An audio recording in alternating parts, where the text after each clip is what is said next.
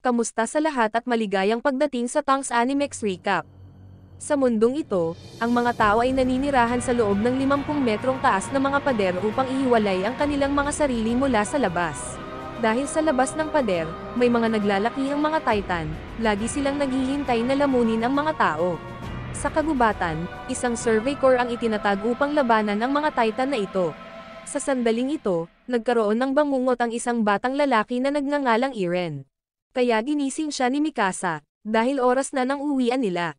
Ngunit nakita ni Mikasa si Eren na umiiyak, kaya pinakiusapan ni Eren si Mikasa na ilihim ang kanyang pag-iyak. Bigla niyang nakita ang isang grupo ng mga gwardya sa gate na umiinom, na ikinagalit ni Eren. Kaya't pinagalitan niya sila, kung ang pader ay nasira, maaari ba ninyong labanan ang mga Titan? Ngunit nanatili silang walang malasakit, dahil ang mga Titan ay hindi lumabag sa pader sa loob ng 100 taon. Napagtanto ni Eren na wala silang ganang lumaban, at naramdaman niyang ang mga tao sa loob ng pader, ay walang pinagkaiba sa mga hayop na nakulong sa mga kulungan. Nagulat ito kay Hannes, habang ang iba ay pinagtawanan si Eren. Sa sandaling ito, napagtanto ni Mikasa na nais ni Eren na sumali sa Survey Corps, dahil gusto niyang labanan ang mga Titan. Biglang nakita nila ang isang grupo ng mga miyembro ng Survey Corps na bumalik, na ikinatuwa ni Eren.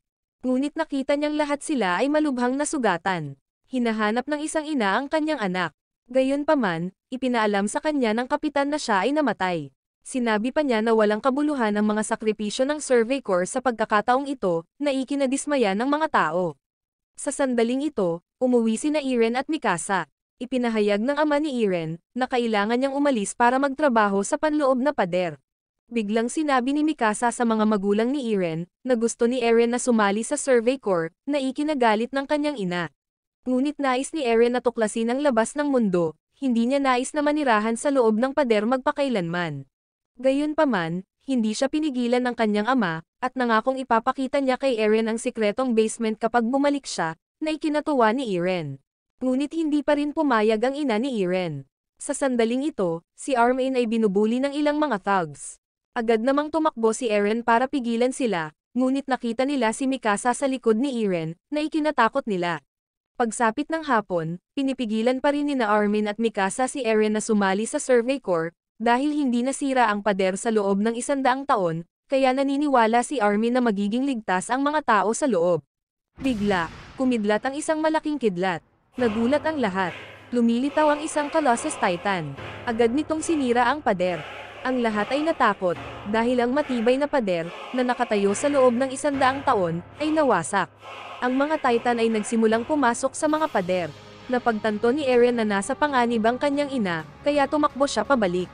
Ang ina ni Eren ay nakulong sa ilalim ng gumuhong bahay. Nang subukan ni Eren at Mikasa na iligtas siya, napagtanto nilang narating na ng mga Titan ang lugar.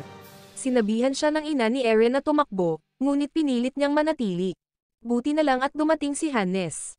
Habang naghahanda siyang labanan ang mga Titan para iligtas sila, nang makaharap niya ang Titan, si Hannes ay natakot, at agad niyang kinuha sina Eren at Mikasa. Gayunpaman, nakuha ng Titan ang ina ni Eren, na iniwan si Eren na walang magawa, habang pinagmamasdan niya ang kanyang ina na nilalamon ng Titan. Sa sandaling ito, ang mga Titan ay patuloy na pumapasok sa mga pader. Ang lahat ay natakot, dahil lahat sila ay naging biktima ng mga Titan. Habang sinisisi ni Eren si Hannes, dahil hindi niya nailigtas ang kanyang ina, inamin ni Hannes kay Eren, na wala siyang lakas ng loob na harapin ang Titan, kaya't maaari lamang siyang humingi ng tawad sa kanila. Sa sandaling ito, ang lahat ng mga mamamayan ay inililikas sa loob ng mga pader. May 3 pader pala ang kahariang ito. Habang nakasakay si Armin sa evacuation ship, at nakita niya sina Eren at Mikasa, ngunit napansin ni Armin na kakaiba ang kinikilos ni Eren. Sa sandaling ito, ang lahat ay takot na takot. Sinusubukan nila ang lahat upang makapasok sa mga panloob na pader, dahil papalapit na ang mga Titan. Habang malapit nang magsara ang gate, bigla, may lumitaw na armored Titan. Mabilis itong sumugod patungo sa tarangkahan, na nagpasindak sa mga sundalo, dahil hindi nila ito mapigilan. Ang armored Titan ay sumuntok sa gate, iniwan ang lahat sa kawalan ng pag-asa. Maaari lamang silang magdasal upang makatakas mula sa mga Titan. Habang naaalala ni Eren ang kanyang ina, napagtanto niya na siya ay masyadong mahina, kaya nanumpa siyang pupuksain ang lahat ng mga Titan. Sa kalaunan, ang evacuation ship ni Eren ay nakapasok sa loob ng pader. Samantala, natagpuan siya ng ama ni Eren, ngunit tinurukan niya si Eren ng kakaibang gamot. Akala ni Eren ay nabaliw na ang kanyang ama. Sa sandaling ito, nagising si Eren. Napagtanto niyang hawak niya ang susi ng kanyang ama. Tinawag siya ni Mikasa para kumuha ng mga food supply. Nakita ni Eren na maraming refugee ang nagtipon doon. May mga nag-away pa dahil sa pagkain. Buti na lang at nakakuha ng pagkain si Armin. Bigla silang nakarinig ng insulto ng isang sundalo sa mga refugee. Nagalit ito kay Eren, at sinipa niya ang kawal, ngunit si Eren ay binugbog nila. Buti na lang at humingi ng tawad si Armin sa kanila. Sa sandaling ito, galit na galit si Eren, gusto lang niyang bumalik at patayin ang lahat ng mga Titan. Tinawag pa niyang duwag si Armin. Ngunit si Eren ay sinuntok ni Mikasa sa mukha, dahil wala silang magagawa sa ngayon, at pinilit niyang kumain si Eren, upang patuloy silang mabuhay. Pagkaraan ng ilang panahon, sumama sa militar ang grupo ni Eren. Desidido siyang patayin ang lahat ng mga Titan. Sa sandaling ito, ang kanilang commander ay patuloy na nagtatanong ng pangalan ng bawat tao. Sinabi niya na lahat sila ay magiging pagkain para sa mga Titan. Ngunit hindi niya tinanong ang mga taong tulad ni Eren at Mikasa, dahil napagtanto niyang nasaksihan nila ang impyerno 2 taon na ang nakakaraan. Samantala, ang iba naman ay gustong sumali sa Military Police Brigade. Sa sandaling ito, napansin ng lahat ang kanyang pagiging mahigpit, ngunit may isang batang babae na kumakain pa rin ng patatas. Nagalit ito kay Keith, habang iniisip ni Sasha na gusto rin niyang kumain, kaya nagpasya siyang ibahagi sa kanya ang kalahati. Pagkatapos noon, pinarusahan siya. Nagulat ito sa lahat, dahil kailangan niyang tumakbo ng 5 oras ng diretso. Sa sandaling ito, pinalibutan ng lahat si Eren, dahil nasaksihan niya ang mga Titan 2 taon na ang nakakaraan, kaya sinabi niya ito sa kanila. Nang malaman ni Jean na gustong sumali ni Eren sa Survey Corps, kinutya niya si Eren. Nagalit ito kay Eren, ngunit ayaw ni Jean na palakihin pa ang sitwasyon, kaya humingi siya ng tawad kay Eren. Biglang napansin ni Jean na napakaganda ni Mikasa, kaya nagsimula siyang makipag-usap sa kanya, at pinuri niya ang buhok ni Mikasa. Gayunpaman, nakita ni Jean si Mikasa kasama si Eren. Sinabi ni Eren na ang buhok ni Mikasa ay masyadong mahaba, kaya nagpasya si Mikasa na gupitin ito. Nagalit ito kay Jean. Kinaumagahan, nagsimula silang magsanay gamit ang vertical maneuvering equipment. Habang si Mikasa ay madaling napanatili ang kanyang balanse, si Eren lamang ang nauwi sa baligtad. Dahil dito ay pinagtawanan siya ng lahat. Pagsapit ng hapon, tinutulungan pa rin ni Mikasa si Eren na magsanay ng pagbabalanse, ngunit hindi pa rin niya magawa. Nag-alala ito kay Eren. Habang minamaliit siya ng lahat, hindi sumuko si Eren, kaya humingi siya ng tulong kina Reiner at Bertolt. Gayunpaman, hindi rin nila alam kung paano siya tutulungan. Nagtataka si Bertolt kung bakit gusto pa ring lumaban ni Eren, kahit na nasaksihan na ang mga kakilakilabot ng mga Titan. Nakarating din pala sila sa Wall Maria, at ang layunin nila ay bumalik sa kanilang bayan. Kaya sinabi ni Eren sa kanila, ang layunin niya ay lipulin ang lahat ng mga Titan. Nagulat sila nito. Kinaumagahan, sinubukan muli ni Eren.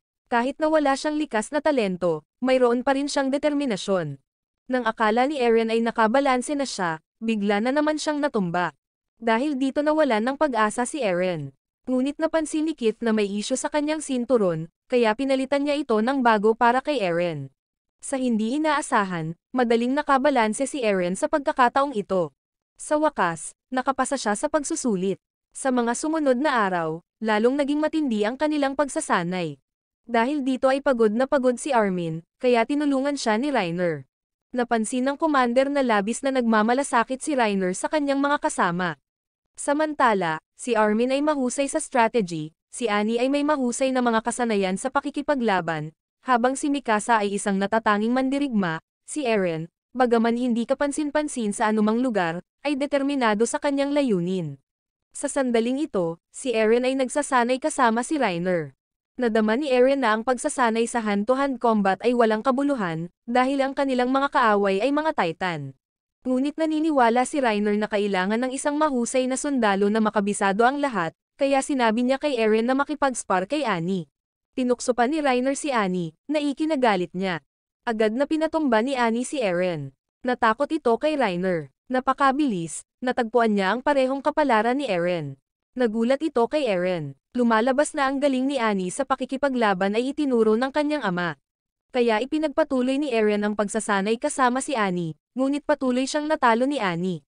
Nang gabing iyon, narinig ni Eren na sinabi ni Jin na, kung sasali sila sa Military Police Brigade, mabubuhay sila ng komportable sa loob ng mga pader. Nagalit ito kay Eren, kaya nag-away sila ni Jin. Pero pinigilan ni Mikasa si Eren, na ikinainggit ni Jin, kaya hinawakan niya si Eren sa kwelyo.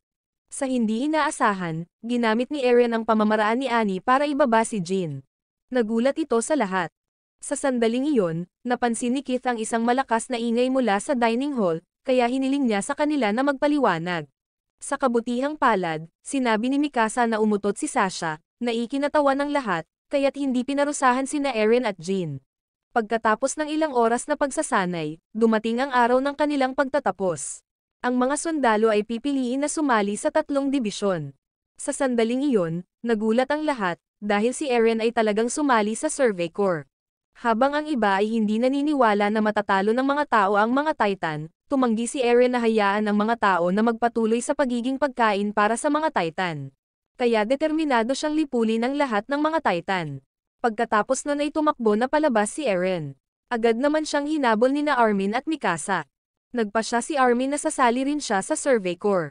Nagpasya din si Mikasa na sundan si Eren, dahil gusto niya itong protektahan. Kinaumagahan, bumalik ang pangunahing puwersa ng Survey Corps. Nakita ng lahat si Levi, na ikinatuwa nila, dahil siya ay kasing lakas ng isang buong hukbo ng mag-isa. Sa sandaling iyon, muling nakita ni Eren si Hannes. Nakonsensya pa rin siya sa hindi pagligtas sa ina ni Eren, ngunit sinabi ni Eren na hindi niya kasalanan, at sigurado siyang matatalo niya ang mga Titan. Napagtanto ni Hannes na si Eren ay lumaki na. Sa sandaling iyon, napagtanto ni Eren na ang kanyang mga kaibigan ay sumali din sa Survey Corps, na ikinagulat niya. Natagpuan ni Sasha ang isang masarap na piraso ng karne, na ikinagulat ng lahat, dahil ang karne ay isang napakabihirang mapagkukunan. Ito ang nagpa-excite sa kanila. Naniniwala sila na kapag nanalo ang sangkatauhan, magkakaroon sila ng maraming karne na makakain. Bigla, lumitaw ang Colossus Titan sa harap ni Eren, na ikinagulat ng lahat, at hinipan nito si Eren at ang iba pa. Napagtanto nila na ang pader ay nawasak ng Colossus Titan. Ito ang nagpaalala kay Eren 5 taon na ang nakalilipas. Kaya nagpasya siyang lumaban. Lumipad si Eren upang harapin ang Colossus Titan. Bigla itong nagsimulang umatake, ngunit umikot si Eren sa likod ng leeg ng Colossus Titan. Nakita niyang sinisira nito ang mga kanyon, kaya napagtanto ni Eren na ang Colossus Titan na ito ay may kamalayan. Nang hahawakan na sana nito si Eren, umiwas si Eren at sinubukang laslisin ang batok nito. Sa hindi inaasahan, naglabas ang Colossus Titan ng mainit na singaw at naglaho, na ikinagulat ni Eren. Lumitaw at naglaho ito tulad ng nangyari 5 taon na ang nakakaraan. Sa loob ng mga pader, ang lahat ay natakot, dahil ang mga Titan ay malapit ng sumalakay. Samantala, ang mga sundalo ay nakikipaglaban sa mga Titan. Naghanda ang grupo ni Eren na lumaban, ngunit nakaramdam ng takot si Armin. Hinikayat ni Eren si Armin, sa paniniwalang hindi matatalo ang sangkatauhan sa pagkakataong ito. Ang mga Titan ay nagsimulang sumulong sa loob, na nagpabalisa sa lahat. Nangamba sila na muling magpakita ang Armored Titan, ngunit wala silang pagpipilian kundi ang lumaban. Biglang inutusan si Mikasa na ilikas ang mga sibilyan, na hindi niya sinang-ayunan, dahil gusto niyang manatili kay Eren. Ngunit sinabi ni Eren kay Mikasa na kailangan sila ng sangkatauhan ngayon, at hindi siya makakagawa ng mga desisyon sa kanyang sarili. Pagkatapos ay sinabi ni Mikasa, "Huwag kang mamatay, okay?" Sa sandaling iyon, naalala ni Eren ang kanilang mga klase, kung saan sinabi ng kanilang guro na ang istruktura ng katawan ng Titan ay katulad ng iba pang mga nilalang. Kahit na may kakayahang mabuhay ng hindi kumakain. Nagulat ito kay Eren, dahil ang layunin ng mga Titan ay pumatay ng tao, hindi para kainin sila. Nagkaroon pa sila ng nakakatakot na kakayahan na muling buuin ang kanilang mga katawan. Ngunit ang mga Titan ay may isang kahinaan lamang, iyon ang batok ng kanilang mga leeg. Kung makakagawa sila ng sapat na malaking sugat sa batok, maaari nilang mapatay ang Titan. Ang grupo ni Eren ay nagsimulang makipaglaban, na pagtatanto na ang mga Titan ay marami. Bigla silang sinalakay ng isang Titan. Mabuti na lamang at nakaiwas sina Eren at Armin, ngunit ang isa sa kanilang mga kasamahan ay nilamon ng isang Titan. Nagalit ito kay Eren, kaya sinugod niya ito. Sa hindi inaasahan, kinagat ng isa pang Titan ang isang paa ni Eren, dahilan para matumba ito. Sa sandaling ito, ang lahat ay nahuli ng mga Titan. Takot na takot si Armin at hindi makagalaw. Biglang hinawakan ng isa pang Titan si Armin, at nilamon. Habang inaalala ni Eren, minsang ipinakita sa kanya ni Armin ang isang libro tungkol sa mundo sa kabila. Tuwang-tuwa si Eren, kaya nangako silang tuklasin ang labas ng mundo ng magkasama. Sa sandaling ito, agad na iniligtas ni Eren si Armin, at itinapon niya si Armin sa labas, ngunit si Eren ay nilamon ng Titan na ito. Nagdulot ito ng sakit kay Armin. Sa sandaling ito, natagpuan ni Connie si Armin. Nabigla pa rin siya, dahil ang lahat ng miyembro ng kanyang koponan ay pinatay ng mga Titan, siya lang ang nakaligtas. Kaya umalis na si Armin. Napagtanto niya na ang mundong ito ay impyerno, tanging si Eren lang ang palaging nag-aalaga at tumutulong sa kanya. Dahil dito, sinisisi ni Armin ang sarili, dahil sa sobrang hina niya. Biglang nakita ni Armin ang babaeng ito na sinusubukang iligtas ang kanyang kasintahan. Ngunit kahit anong pilit niyang bigyan ng paunang lunas, hindi na magising ang kanyang kasintahan, dahil patay na ito. Sa panig ng mga sibilyan, sinisikap ng lalaking ito na protektahan ang kanyang mga supply ng pagkain, na pinipigilan ang iba na dumaan sa tarangkahan. Maging ang mga sundalo ay hindi nang ahas na pigilan siya. Bigla silang nakakita ng Titan na tumatakbo palapit sa kanila. Nagdulot ito ng pagkataranta ng lahat. Buti na lang sumulpot agad si Mikasa at natalo ito. Napagtanto ni Mikasa na ang taong ito ay nagpadalayed sa evacuation, na inilalagay sa panganib ang lahat. Kaya't binantaan siya nito, napilit na pinadaan muna sa gate ang mga sibilyan. Sa wakas, natapos ni Mikasa ang paglikas. Sa sandaling ito, naalala ni Mikasa ang kanyang pagkabata. Nakatira siya kasama ang kanyang pamilya sa isang maliit na bahay sa kakahuyan, at malapit na nilang makita ang ama ni Eren para sa isang medical check-up. Pagdating ng ama ni Eren, nakita nilang patay na ang lahat. Samantala, si Mikasa ay nahuli ng mga taga-benta ng tao. Lumalabas na si Mikasa ay kabilang sa angkan ng Ackerman, na mabibili sa napakataas na presyo sa black market. Sa mga sandaling ito, gulat na gulat pa rin si Mikasa, dahil ang kanyang mga magulang ay pinatay ng mga taong ito kanina. Nagdulot ito ng pagkawala ng lahat ng kanyang kamalayan. Bigla silang nahanap ni Eren. Nagkunwari siyang naliligaw, kaya sinubukan din siyang hulihin. Sa hindi inaasahan, inatake niya sila, kaya nagpanik ang lalaki. Napagtanto niyang si Eren ay lubhang mapanganib, ngunit siya ay pinatay ni Eren. Nagulat ito kay Mikasa. Sa huli, siya na ang nag-asikaso sa dalawang human traffickers, ngunit sinabi ni Mikasa na may isa pang tao. Bigla siyang sumulpot at inatake si Eren. Nang siya ay papatayin na niya, sinabi ni Eren kay Mikasa na kailangan niyang lumaban, kung hindi, sila ay mamatay. Kaya kumuha si Mikasa ng kutsilyo, at sinimulang gisingin ang kanyang fighting instincts. Inatake siya ni Mikasa. Sa huli, ligtas sila. Sa sandaling ito, si Eren ay pinagalitan ng kanyang ama, dahil sa kanyang pagkilo sa kanyang sarili, ngunit nais lamang niyang iligtas si Mikasa ng mabilis. Ibinigay ni Eren kay Mikasa ang kanyang scarf, pagkatapos, inampun din ng ama ni Eren si Mikasa, na nagpaiyak sa kanya. Sa puntong ito, maraming mga Titan ang napatay ni Mikasa, ngunit hinahanap pa rin niya si Eren. Sa sandaling ito, napagtanto ni Jean na maraming tao ang namatay, at sila ay nauubusan ng gasolina. Habang napapaligiran ng mga Titan ang kanilang bodega ng imbakan ng gas, na naging dahilan upang mawalan ng pag-asa ang maraming sundalo. Kaya't patuloy na sinisikap ni Sasha na hikayatin ang lahat, ngunit nakita niyang nawalan ng pag-asa si Armin. Biglang dumating si Mikasa. Gusto niyang hanapin si Eren, kaya tinanong niya si Armin. Habang nag-aalala si Armin, dahil hindi na niya kayang harapin si Mikasa, ngunit kailangan pa ring sabihin ni Armin sa kanya.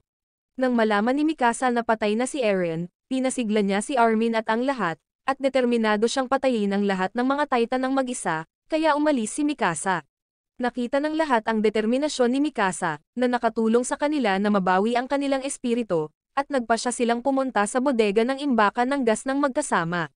Sa puntong ito, patuloy na pinapatay ni Mikasa ang mga Titan sa daan. Napagtanto ni Armin na nawawalan ng kontrol si Mikasa. Biglang naubos ang kanyang gas, kaya natumba si Mikasa. Sa sandaling ito, si Mikasa ay nasa kawalan ng pag-asa, dahil patay na si Eren, na naging sanhi ng pagkawala ng kanyang gana na mabuhay. Biglang lumapit ang isang Titan kay Mikasa. Habang si Jean ay nakita ang kanyang mga kasama na ginagawang pagkain ng mga Titan, na sinisisi niya ang kanyang sarili, dahil wala siyang lakas para iligtas sila. Sa sandaling ito, iniisip pa rin ni Mikasa si Eren. Nang hahawakan na sana siya ng Titan, pinutol ni Mikasa ang kamay niya. Hindi niya maintindihan kung bakit kusang kumikilos ang katawan niya. Bigla, may lumitaw na isa pang Titan sa likod ni Mikasa. Naalala niya ang mga salita ni Eren na lumaban, kaya nagpa siya si Mikasa na huwag sumuko. Nang sasalakayin na sana niya ang Titan na ito, bigla itong sinuntok ng isa pang Titan sa mukha. Nagulat ito kay Mikasa, dahil pinapatay ng Titan na ito ang isa pang Titan. Sa sandaling ito, natagpuan ni Armin si Mikasa. Ibinigay niya sa kanya ang kanyang gas canister, at sinimulan nilang obserbahan ang kakaibang Titan na ito. Sa kanilang pagtataka, ang Titan na ito ay napakalakas, kahit na nagawang sirain ang iba pang mga Titan. Biglang may naisip na plano si Armin. Gagamitin nila ang Titan na ito para patayin ang iba pang mga Titan. Kaya sina Mikasa at Connie ay sumang-ayon sa kanyang plano, at nagsimula silang kumilos. Tinulungan ni Mikasa ang Titan na ito, upang sirain ang iba pang mga Titan. Samantala, sinusubukan ng grupo ni Jin na bawiin ang imbakan ng gas. Sa wakas, nagawa nilang makapasok sa gusali. Akala nila ligtas na sila. Bigla, pinalibutan na naman sila ng mga Titan. Nagdulot ito ng pagkataranta ng lahat. Napagtanto ni Jin na ang mundong ito ay parang impyerno, at hindi niya alam kung paano talunin ang mga Titan. Bigla, sumulpot ang Attack Titan at sinuntok ang dalawang Titan sa mukha. Nagulat ito kay Jin. Dumating na rin ang grupo ni Mikasa. Ipinaliwanag nila na ang Titan na ito ay pumapatay ng sarili nitong uri, na ikinamangha ng lahat, habang ang Attack Titan ay nagpatuloy sa pakikipaglaban sa iba pang mga Titan. Sinusubukan pa ng grupo ni Jin kung paano makarating sa imbakan ng gas, dahil ang lugar ay napapaligiran ng mga Titan. Kaya gumawa ng plano si Armin para sa kanila. Mayroon lamang silang isang pagkakataon na patayin ang 7 Titan sa ibaba. Kung mabigo sila, mamamatay sila. Ngunit lahat ay sumang-ayon sa plano ni Armin, kaya nagsimula silang kumilos. Una, aakitin nila ang atensyon ng mga Titan, na ikinabahala ng lahat. Nang magsimulang lumapit sa kanila ang mga Titan, binaril nila ang kanilang mga mata, na nagpapahintulot sa iba na salakayin ang batok ng kanilang mga leeg. Ngunit nabigo si Sasha, kaya isang Titan ang nabubuhay pa, na ikinatakot niya. Sa kabutihang palad, winasak ni Mikasa ang Titan na iyon, na nagpasaya kay Sasha. Sa wakas, na-refill nila ang kanilang mga gas canister, at nakaalis na sila. Biglang nakita ni Mikasa ang Attack Titan na napapalibutan ng ibang mga Titan. Kahit na ito ay malubhang nasugatan, ang Attack Titan ay hindi sumuko, at patuloy itong natalo ang iba pang mga Titan. Biglang bumagsak ang Attack Titan, na ikinagulat ng lahat. Napagtanto ni Mikasa at Armin, na ang nasa loob ng Attack Titan ay si Eren. Kaya tumakbo si Mikasa para yakapin siya. Sobrang saya, dahil buhay pa si Eren. Samantala, napansin ni Armin, na gumaling na ang mga braso at binti ni Eren. Sa sandaling ito, ang Survey Corps ay nakikipaglaban sa mga Titan sa labas. Isang sundalo ang nahuli ng isang Titan, at kahit alam niyang malapit na siyang mamatay, naniniwala pa rin siyang matatalo ni Levi ang mga Titan. Sa hindi inaasahang pagkakataon, nagpakita si Levi, at ibinaba ang Titan. Napagtanto ni Levi na mayroon pa ring 3 higanteng Titans dito, kaya nagpa siya siyang hawakan silang mag-isa. Sa sobrang bilis, hinarap ni Levi silang lahat. Gayunpaman, hindi nagustuhan ni Levi ang dugo ng mga Titan sa kanyang mga kamay, dahil kinasusuklaman niya ang pagiging marumi. Sa sandaling ito, napagtanto nilang tumatakbo ang mga Titan patungo sa Rosewall, at naramdaman nila na parang tulad ito noong 5 taon na ang nakalipas. Sa panig ni Eren, naalala niya noong siya ay nilamon ng isang Titan, na nahulog sa tiyan nito. Nakita ni Eren na marami sa kanyang mga kasama ang namatay doon, at naalala niya ang kanyang ina, na lalong nagpagalit sa kanya sa mga Titan, at gusto niyang patayin silang lahat. Bigla, nag-transform si Eren bilang Attack Titan. Determinado siyang patayin ang lahat ng mga Titans. Nang magising si Eren, natagpuan niya ang kanyang sarili na napapaligiran ng lahat. Hindi maintindihan ni Eren kung bakit siya ang pinupuntirya nila. Inakusahan pa nila sina Mikasa at Armin, dahil naglakas loob silang protektahan si Eren. At tinanong nila si Eren, tao ka ba o isang Titan?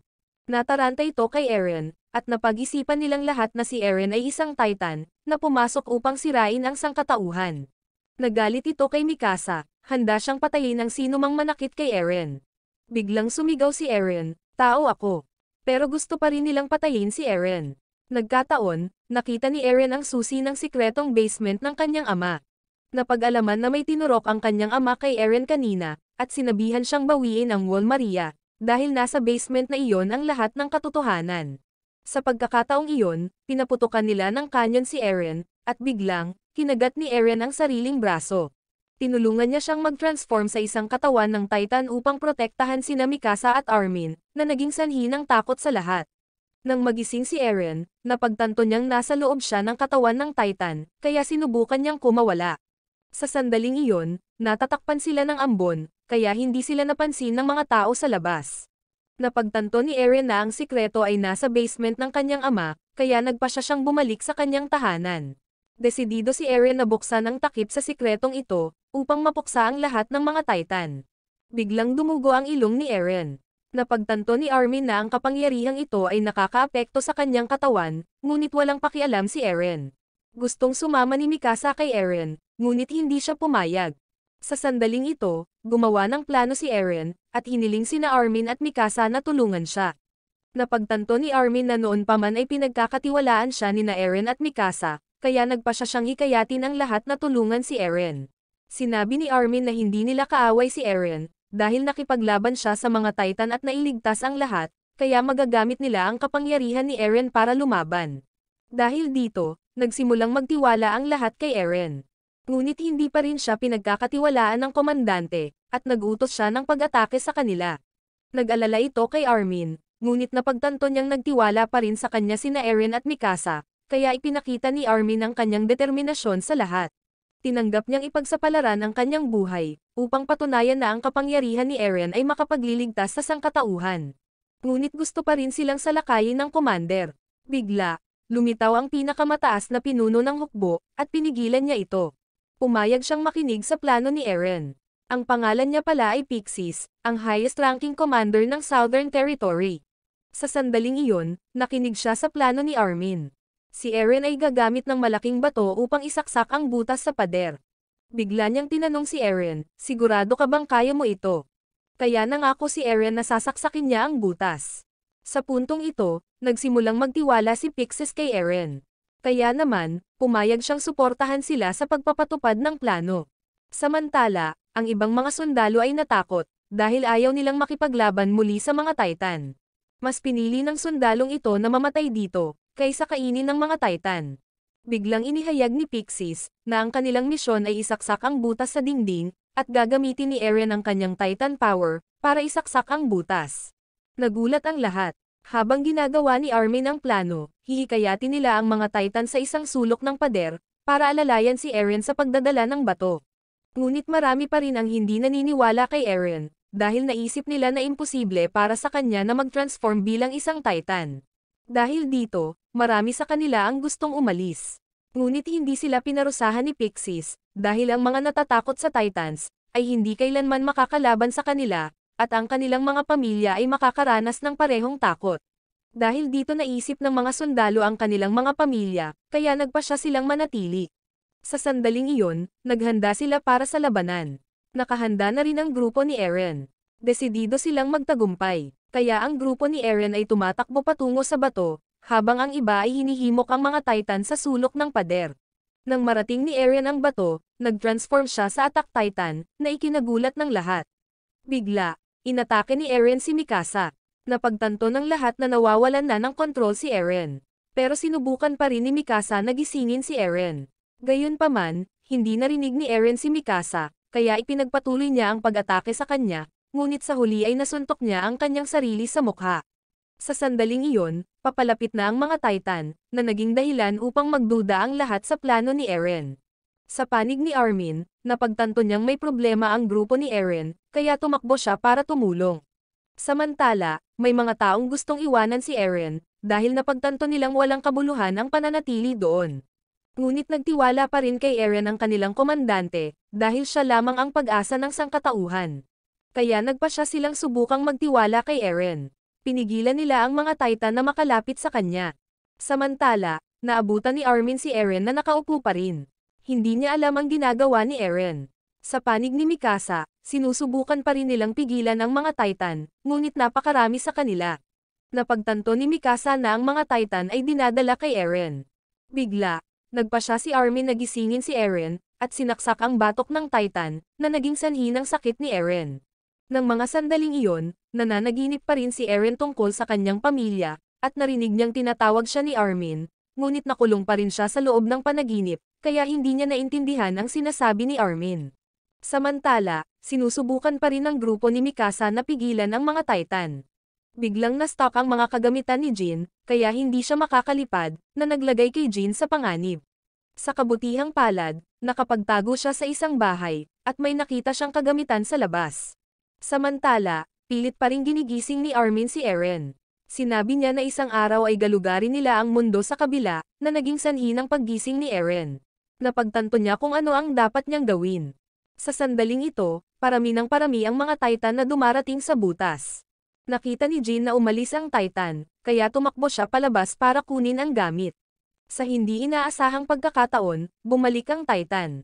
Sa kabutihang palad, ang kanyang mga kasamahan sa koponan ay nakagambales sa Titan para sa kanya, kaya nakuha ni Jin ang kagamitan. Habang nasa panganib si Jin, sinipa ni Annie ang Titan. Dahil doon, ligtas pa rin si Jin. Biglang nakita nila si Eren na bitbit ang bato, na ikinatuwa nila. Pagkatapos ay inutusan sila ng commander, na gamitin ang kanilang buhay upang protektahan si Eren. Kaya agad kumilos ang lahat, kusa pang ang tumakbo sa lupa para makuha ang atensyon ng mga Titan. Sa sandaling ito, nakita ni Eren sina Mikasa at Armin na tumatakbo din sa lupa, na ikinabahala niya, dahil mapanganib para sa kanila ang pagtakbo sa lupa. Nakita ni Eren na marami ang nag-alay ng kanilang buhay, ngunit hindi siya sumuko, dahil gusto niyang makita ang mundo sa kabila ng pader, at ang sangkatauhan ay magiging malaya.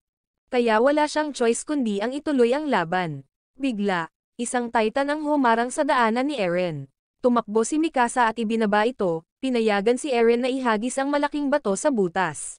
Sa huli, nagtagumpay sila, at ito ang unang pagkakataon na natalo ng sangkatauhan ang mga Titan, na labis na nagpasaya sa lahat. Sa sandaling iyon, papalapit pa rin ang mga Titan kay Eren, ngunit hindi pa siya nahugot ni Armin palabas. Nang nasa panganib sila, biglang nagpakita si Levi at iniligtas sila. Hindi niya maintindihan ang nangyayari dito. Pagkaraan, bumalik ang Survey Corps at nilipol ang mga Titan, nahuli pa nga ang dalawa sa kanila. Ngunit pagkatapos ng labanang ito, 207 katao ang namatay, at 877 ang nasugatan. Nakakita pa sila ng isang higanteng piraso ng karne na isinuka ng mga Titan. Ito ay lumabas na ang mga Titan ay kumakain ng mga tao ngunit hindi sila matunaw. Habang si Eren ay tinatanong, napagtanto niya na ang mga commander ng Survey Corps ay sina Erwin at Levi. Hindi maintindihan ni Eren kung bakit siya kinukulong dito. Sa sandaling ito, napansin ni Erwin ang susi, na maaaring magbukas ng basement ng kanyang ama, isang lugar na naglalaman ng mga lihim tungkol sa mga Titan. Ngunit kung gusto nilang bumalik doon, kailangan nilang kunin muli ang Wall Maria, at kailangan pa rin nila ang kapangyarihan ni Eren para gawin iyon. Ngunit tinanong nila, ano ang iyong layunin? Sinabi ni Eren, gusto kong sumali sa Survey Corps at patayin ang lahat ng mga Titan. Nagulat ito kay Levi, kaya nagpasya siyang managot sa pangangasiwa kay Eren. Kung ipagkanulo sila ni Eren, agad niya itong papatayin. Sa sandaling ito, ang mga Maharlika ay natatakot na si Eren ay maaaring makipagtulungan sa mga Titan upang sirain ang mga pader, habang ang mga mamamayan ay nakita si Eren bilang isang tagapagligtas, dahil naniniwala sila na tutulungan niya silang mabawi ang Wall Maria. Napagtanto ni Pixes na parehong gustong kontrolin ng Survey Corps at ng Military Police Brigade si Eren, ngunit kailangan nilang hintayin ang hatol mula kay General Zackley, at maaari niyang bitahin si Eren, kung inaakala niyang isang banta si Eren. Sa sandaling ito, narinig din ni Mikasa at Armin ang balita na malapit ng malitis si Eren, na ikinabahala ni Mikasa. Samantala, balisa rin si Eren. Napagtanto niyang lahat ay natatakot sa kanya. Biglang dumating si Hange upang hanapin si Eren, na inihayag na siya ang Vice Captain ng Survey Corps, at ang kanyang gawain ay dalhin si Eren sa paglilitis. Nang dumating si Eren, lahat ay tumingin sa kanya nang mapanghusga ang mga mata. Sa puntong ito, sinimulan ni Zackley ang paglilitis. Siya ang magpapasya kung aling dibisyon ang ilalagay sa ilalim ng pangangasiwa ni Eren. Sa hindi inaasahan, iminungkahi ng Military Police Brigade na pag-aralan ang katawan ni Eren, at naniniwala sila na dapat nilang alisin siya, dahil pinaghihinalaan nilang maaaring ipagkanulo niya ang sangkatauhan. Gayunpaman, nais ng Survey Corps na sumali si Eren sa kanilang hukbo, dahil naniniwala si Erwin na ang kanyang kapangyarihan ay makakatulong sa muling pagbawi sa Wall Maria. Ngunit sinalungat pa rin ng mga Maharlika si Eren, sa takot na lilitaw muli ang Colossus Titan. Nairita ito kay Levi, at pinagalitan niya sila dahil sa pagiging duwag. Sila ay grupo lamang ng mga taong pinataba sa loob ng mga pader, habang ang mga mahihirap ay kulang sa lupang matitirhan. Sa puntong ito, tinanong ni Zack Lee si Eren, dahil hindi pa rin niya nakontrol ang kanyang sarili at inatake si Mikasa. Ngunit walang maalala si Eren tungkol doon, kaya nagduda sa kanya ang lahat. Nagsimula na rin silang magduda kay Mikasa, na ikinabahala ni Eren. Kaya't sinigawan niya ang mga ito, dahil mga duwag lang sila na takot makipaglaban, at hindi pa sila nakakita ng Titan. Bigla namang tumakbo si Levi at sinuntok si Eren, na ikinagulat ng lahat. Samantala, galit si Mikasa, pero pinigilan siya ni Armin. Nakita ng lahat na binubugbog ni Levi si Eren.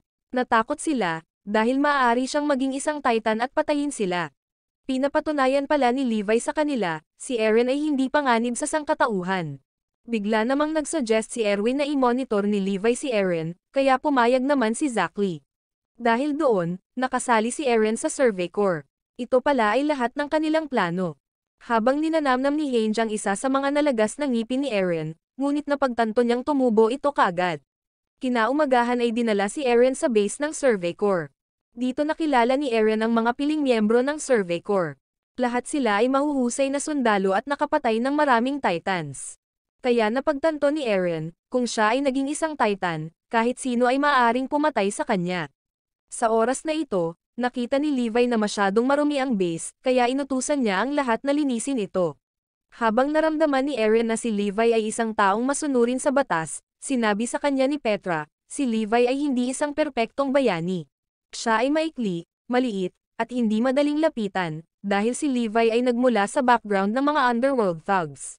Pero sumali siya sa Survey Corps dahil kay Erwin. Sa gabi, tinanong ng lahat si Eren, ano ang pakiramdam niya kapag nag-transform siya bilang isang Titan. Ngunit hindi malinaw na maalala ni Eren, dahil hindi pa rin niya ito makontrol.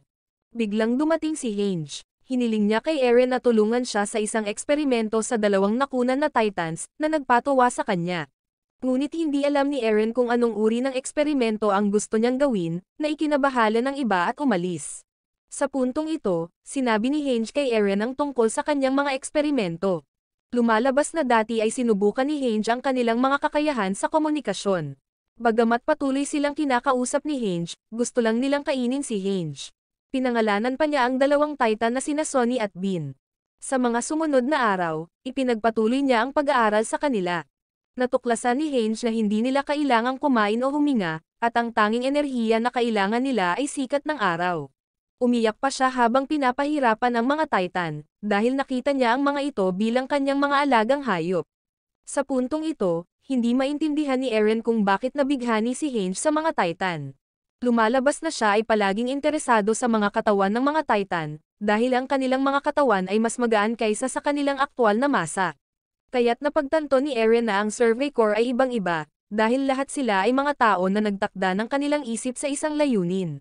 Kaya naman, gusto ni Eren na makarinig ng higit patungkol sa mga eksperimento ni Hange, na nagpatuwa sa kanya. Sa hindi inaasahang pagkakataon, nagsalita siya hanggang kinaumagahan, na nagpapagod kay Eren. Kaya naintindihan ni Eren kung bakit umalis ang lahat. Bigla silang nakatanggap ng report. Ang dalawang Titans ni Hange ay napatay, na nagpalungkot sa kanya. Ngunit hindi nila alam kung sino ang pumatay sa kanila. Sa puntong ito, nirecremate ng grupo ni Jin ang kanilang mga nasawing kasamahan. Nawalan ng matalik na kaibigan si Jin, na nagpalungkot sa lahat. Biglang nagdesisyon si Jin, sasama siya sa Survey Corps. Sa puntong ito, nagtaka ang mga miyembro ng Survey Corps. Ilang bagong recruit ang maglalakas loob na sumali sa Survey Corps. Biglang sinabi ni Levi kay Eren na magpatrolya kasama niya, at si Eren ay hindi pinayagang sumakay ng napakalayo kay Levi. Pagsapit ng gabi, tinanong ni Erwin ang mga bagong recruit tungkol sa kanilang mga desisyon. Sinabi niya na hindi lamang tinulungan ni Eren ang sangkatauhan na mabawi ang pader, ngunit tinulungan din niya silang mapalapit sa katotohanan tungkol sa mga Titan, na ikinagulat ng lahat. Dahil ang lahat ng katotohanan ay nasa loob ng basement ng bahay ni Eren, na ikinalito ni Armin. Bakit hayag ang isiniwalat ni Erwin ang sikretong ito? Sinabi ni Erwin na dahil sumali sila sa Survey Corps, tiyak na magiging pagkain sila ng mga Titan, ngunit kung mabubuhay sila, sila ang magiging kinabukasan ng sangkatauhan. Hindi inaasahan na maraming tao ang umalis. Dahil dito nag-alala ang grupo ni Jean sa kanilang desisyon. Bagamat alam nilang maaari silang mamatay, sa huli ay nanatili sila. Dahil dito, labis na nasiyahan si Erwin, at naging miyembro sila ng Survey Corps. Kinaumagahan, sinimulan nila ang kanilang pagsasanay, para maging miyembro ng Survey Corps. Sa puntong ito, nakabalik na si Eren mula sa kanyang patrol. Napagtanto niya na ang kanyang mga kaibigan ay sumali sa Survey Corps, na nagpasaya kay Eren. Ngunit si Mikasa ay naghahanap pa rin ng paghihiganti kay Levi, para sa pangahas na suntukin si Eren. Sa sandaling iyon, nakita ni Eren na sumali rin si Jean sa Survey Corps, na ikinagulat niya. Kaya binigyan sila ng mga balabal ng Survey Corps. Sa puntong ito, napagtanto ni Jean na ngayon lang natuklasan ni Eren ang kanyang kapangyarihan, at hindi pa rin niya ito makontrol. Kaya gusto ni Jean na tiyakin ni Eren, na ang paglalagay ng kanilang buhay sa mga kamay ni Eren ang tamang desisyon. Kinaumagahan, naghanda ang Survey Corps para sa misyon na kunin muli ang Wall Maria, kaya sinimulan ng lahat ang reconnaissance mission. Sa puntong ito, nakakita sila ng isang Titan, kaya 2 tao ang nakakuha ng atensyon nito, upang tulungan ang iba na umabante. Napagtanto ni Erwin na papasok na sila sa teritoryo ng Titan. Kaya sinabi niya sa lahat na mag-set up ng long-range reconnaissance formation, dahil ang formation na ito ay makakatulong sa kanila na obserbahan ang mga Titan at protektahan ang mga supply. Kapag nakakita sila ng Titan, magpapaputok sila ng smoke signal para balaan ang iba, para tulungan ang lahat na lumipat sa ibang direksyon para maiwasan ang mga Titan. Biglang nakita si Sasha ng isang Titan, na ikinasindak niya. Ngunit patuloy nitong hinahabol si Sasha. Sa kabutihang palad, nagawa nilang tulungan siyang iwaksi ang Titan. Biglang nakita ni Armin ang itim na usok. Isa pala itong abnormal na Titan. Mabilis itong kumilos, ngunit madali pa rin itong natalo ng mga sundalong ito. Bigla, natuklasan nila ang isa pang Titan na papunta sa kanila. Sa hindi inaasahan, ang Titan na ito ay isang marathon runner. Nang malapit na nilang alisin ito tulad ng nakaraang Titan, napagtanto ni Armin na ito ay ganap na naiiba, dahil mayroon itong katalinuhan tulad ng Armored Titan at Colossus Titan. Kaya naisip ni Armin na may tao sa loob nito. Sa hindi inaasahan, naabutan nito si Armin, dahilan para matumba siya. Nang akala ni Armin ay malapit na siyang mamatay, biglang napatingin ang babaeng Titan sa kanyang mukha. Sa hindi inaasahan, umalis ito, na ikinagulat ni Armin, hindi niya maintindihan ang nangyayari. Buti na lang at nagdala si Reiner ng kabayo para sa kanya, kaya nagpatuloy sila sa paghabol sa babaeng Titan. Sa puntong ito, inihayag ni Jean, na ang isa sa kanilang mga squad ay ganap na napatay ng mga Titan. Napagtanto ni Armin, na pinangunahan ng babaeng Titan ang mga Titan na iyon doon, at ang target nito ay hinahanap si Eren. Kaya kailangan nilang pigilan ito sa paghahanap kay Eren. Sinabi niya kay Jean at Reiner na magsuot ng kanilang mga talukbong, dahil hindi ito papatay ng isang tao nang hindi nalalaman kung sino sila. Biglang tinutukan ni Jean ang binti ng babaeng Titan, pero umiwas ito, at agad silang inatake nito, dahilan para mapaatras si Armin. Kaya sumugod si Jean para iligtas siya. Nang itutok ni Jean ang batok ng babaeng Titan, bigla nitong ginamit ang kamay nito para protektahan ang batok nito, kaya hindi nakalusob si Jean. Nang nasa panganib si Jean, sumigaw si Armin para makuha ang atensyon ng babaeng Titan, dahilan upang mapahinto ang babaeng Titan. Sinamantala ito, si Reiner ay sumugod, ngunit siya ay nahuli ng babaeng Titan. Akala nila ay dinurog nito si Reiner. Sa hindi inaasahan, naputol ni Reiner ang braso nito at nakatakas. Dahil doon, nailigtas niya si Armin at tumakas. Biglang nagpatuloy sa pagtakbo ang babaeng Titan. Napagtanto ni Armin na papunta ito sa direksyon ni Eren. Sa sandaling iyon, kasama pa rin ni Eren si Levi, habang hinahanap pa rin ng babaeng Titan si Eren, at marami na itong napatay na miyembro ng Survey Corps, ngunit hindi pa rin natagpuan ng babaeng Titan si Eren. Sa puntong ito, narating ng Survey Corps ang isang kagubatan, kaya inutusan ni Erwin ang lahat na tumakbo sa kagubatan, habang ang grupo ni Armin ay aakyat sa mga puno upang tambangan ang mga Titan. Sa puntong ito, hindi pa rin maintindihan ni Jean, kung bakit inutusan sila ng kapitan na harangin ang mga Titan sa gilid ng kagubatan. Kaya naisip niya na inilalagay lang sila ng mga nakatataas sa isang delikadong sitwasyon. Ngunit naisip ni Armin, na napagtanto ni Erwin na hinahabol ng babaeng Titan si Eren, kaya dinala niya ito sa kagubatan.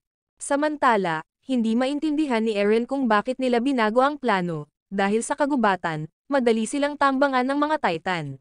Ngunit sinabi ni Levi na ang lugar na ito ay ang perpektong kapaligiran para sa kanilang labanan, at sinabi niya kay Eren na simulan ang paggamit ng kanyang ulo. Biglang tumingin si Eren sa seryosong mukha ng iba, at napagtanto niyang hindi rin nila alam ang tungkol sa plano. Sa puntong ito, pinipigilan pa rin ng grupo ni Armin ang mga Titan sa gilid ng kagubatan, habang ang grupo ni Eren ay nakakita ng senyales ng usok, napagtanto na isang abnormal na Titan ang paparating. Sa hindi inaasahang pagkakataon, ito ay ang babaeng Titan, at agad nitong hinabol si Eren. Nagdulot ito ng pag-aalala sa lahat. Ngunit hindi pa rin nagbigay ng utos si Levi na lumaban, na ikinalito ng lahat kung ano ang iniisip niya, dahil ang babaeng Titan ay papalapit na sa kanila. Bigla niyang sinabihan ang lahat na takpan ang kanilang mga tainga, at nagpaputok si Levi ng tunog na kanyon.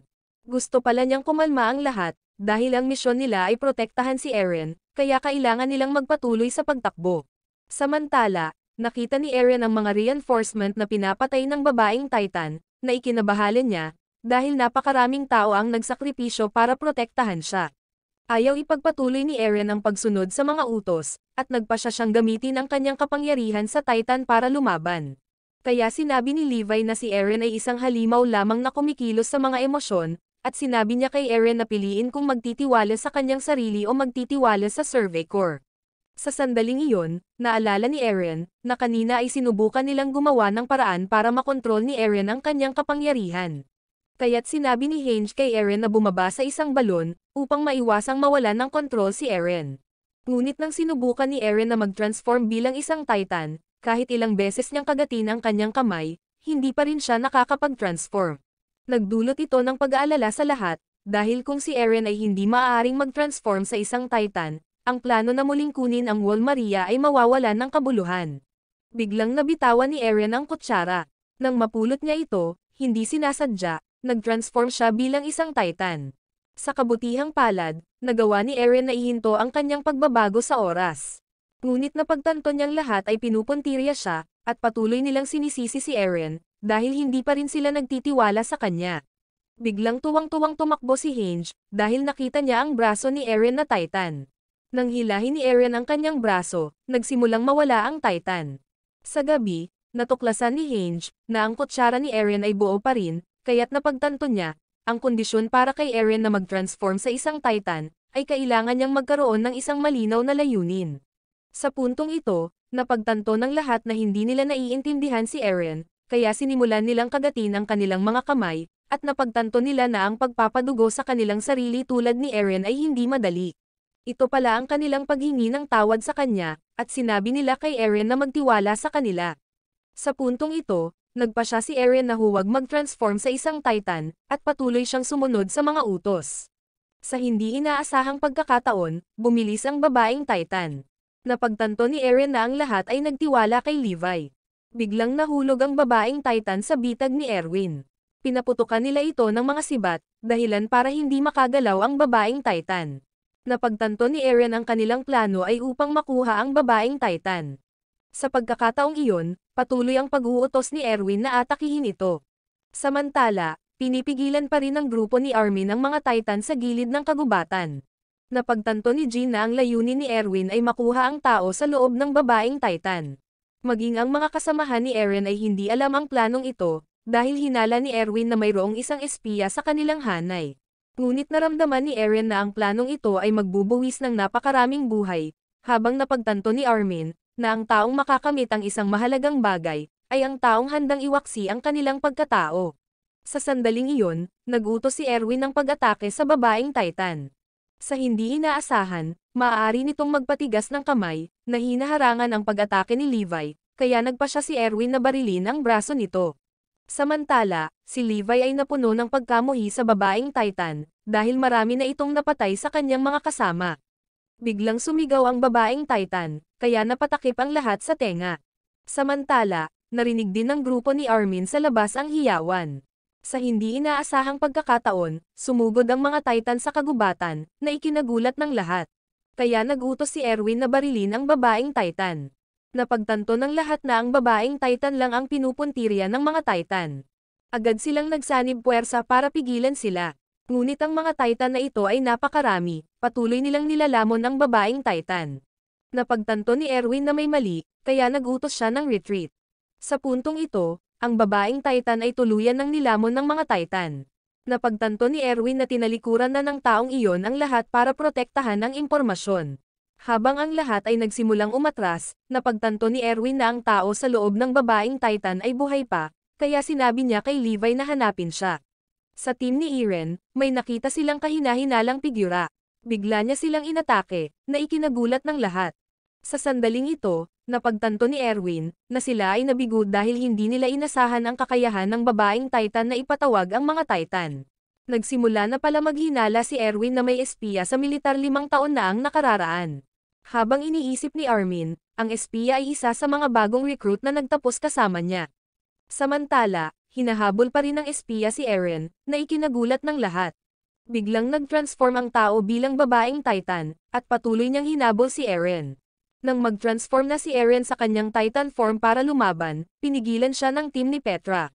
Lalabanan daw nila ang babaeng Titan, para makatakas si Eren, dahil ang misyon nila ay protektahan siya. Nagtiwala si Eren sa kanila at tumakas. Samantala, bumalik ang pangkat ni Petra upang labanan ang babaeng Titan, at tinamaan nila ang kanyang mata, pansamantalang binulag ang babaeng Titan. Ngunit sumandal siya sa isang puno at pinrotektahan ang likod ng kanyang leeg, kaya tuloy-tuloy ang pag-atake ng mga ito sa kanyang mga braso, upang ma-disable ang kanyang magkabilang braso. Napagtanto ni Eren na napakahusay nilang nag-coordinate, dahil palagi silang nagtitiwala sa isa't isa.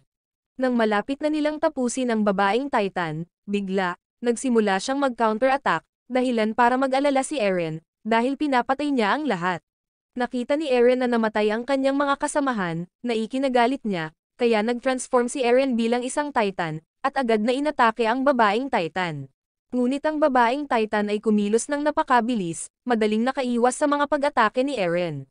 Samantala, napagtanto ng lahat na naglalaban si Eren, kaya agad silang bumalik.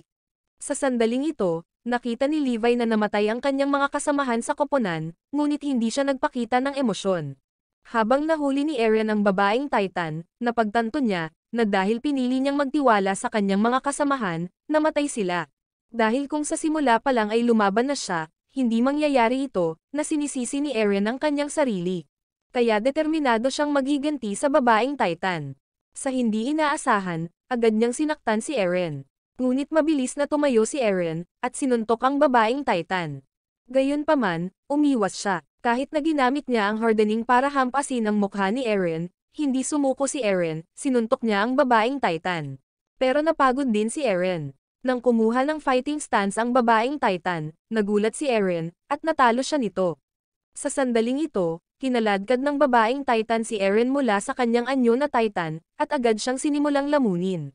Dumating din si Mikasa, na ikinagalit ng babaeng Titan, at hinabon niya ang babaeng Titan, upang pilitin itong ibalik sa kanya si Eren.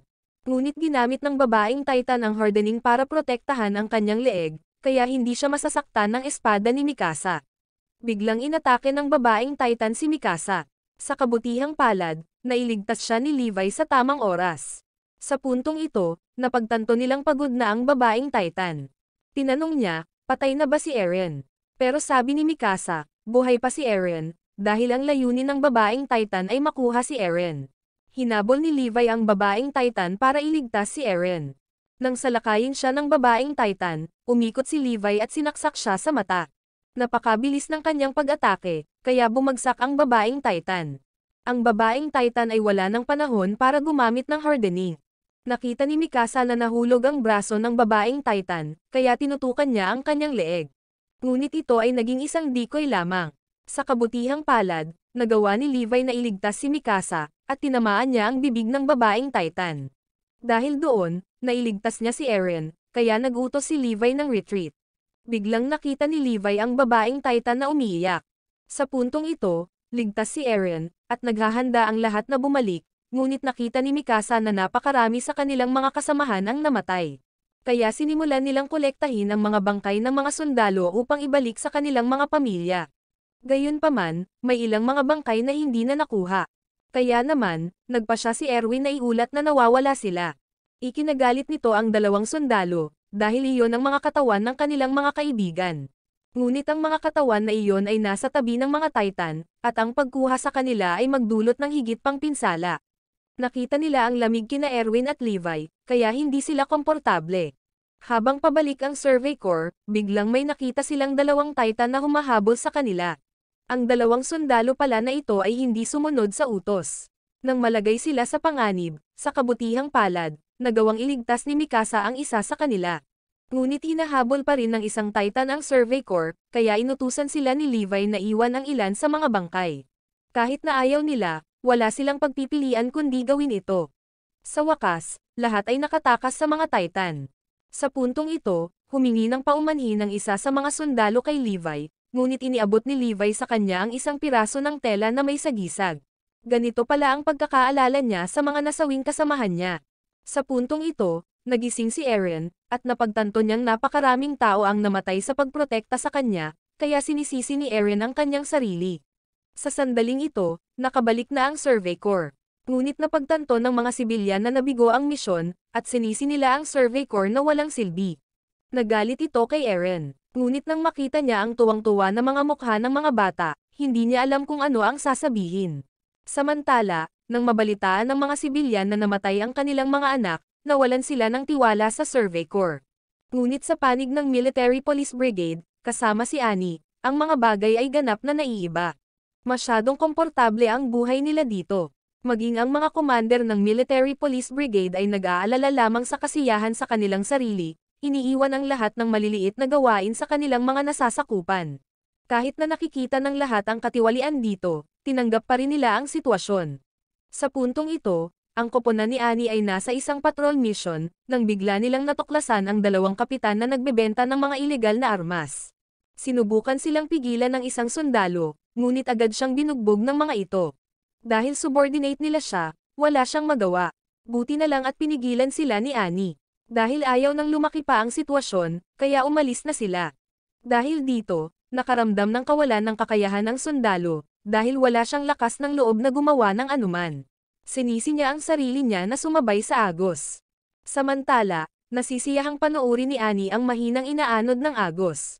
Sa hapon, nakipagkita si Armin kay Annie. Hindi niya maintindihan kung bakit siya hinahanap ni Armin.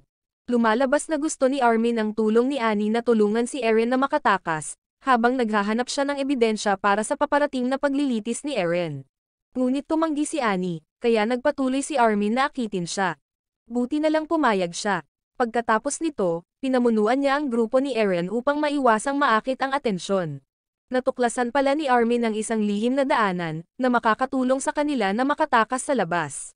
Habang pababa sila sa basement, biglang huminto si Annie, dahil ayaw niyang bumaba pa.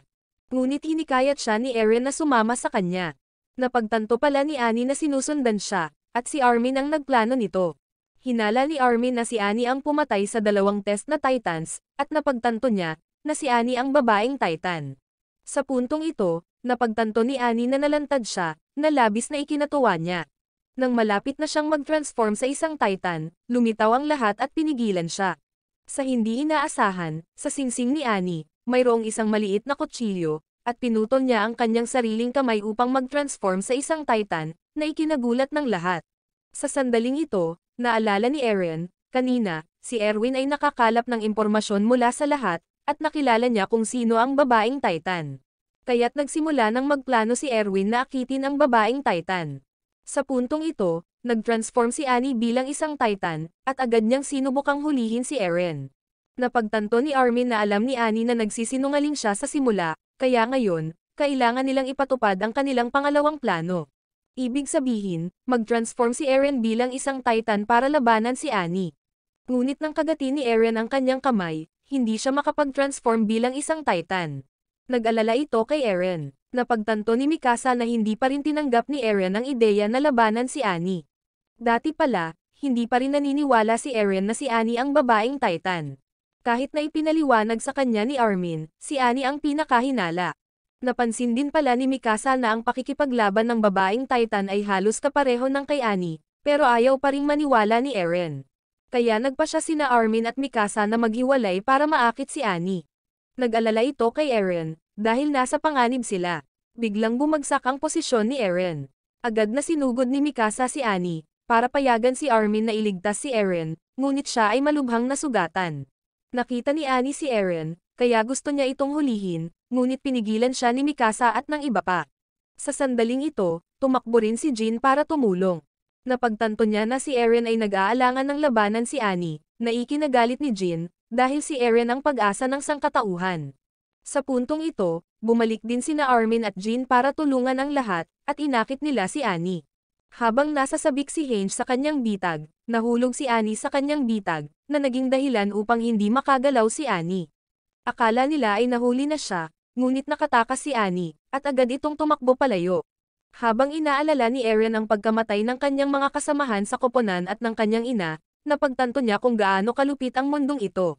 Dahil dito ay nag-transform si Eren bilang isang Titan, at agad siyang tumakbo para suntukin si Annie, habang ang lahat ay takot na takot, dahil may mga Titan sa loob ng pader. Sa puntong ito, sinusubukan ni Eren na habulin si Annie, ngunit napagtanto ni Armin, na ang mga kasanayan ni Annie ay nalampasan si Eren sa lahat ng paraan. Biglang huminto si Annie at hinarap si Eren, at lumaban siya, kaya inatake ni Eren si Annie, at inihagis niya si Annie sa isang gusali. Habang hindi pa rin naiintindihan ng Military Police Brigade kung bakit nakikipaglaban ang mga Titan dito, narinig ng commander ang tungkol sa maraming pagkamatay, at sinisi niya si Erwin sa pagsasakatuparan ng planong ito. Pero sabi ni Erwin, para sa tagumpay ng sangkatauhan. Kaya pumayag ang Military Police Brigade na makipagtulungan kay Erwin. Sa puntong ito, sinipa ni Eren ang binti ni Annie, ngunit ginamit niya ang hardening. Nabalian ng paa si Eren. Gayunpaman, patuloy na sinasalakay ni Eren si Annie, habang inaalala ni Annie ang kanyang ama, at patuloy niyang sinasalakay si Eren. Akala niya ay natalo na niya ito, kaya nagpatuloy si Annie sa pagtakbo. Sa hindi inaasahang pagkakataon, mas naging mabangis si Eren, at hinabol niya si Annie. Sa puntong ito, nakuha ni Eren ang kontrol kay Annie, na ikinagulat ng lahat, dahil si Eren ay nababaliw na. Ngunit nagawa ni Annie na itulak si Eren, at sinubukan niyang umakyat sa pader para makatakas. Sa hindi inaasahang pagkakataon, nagpakita si Mikasa.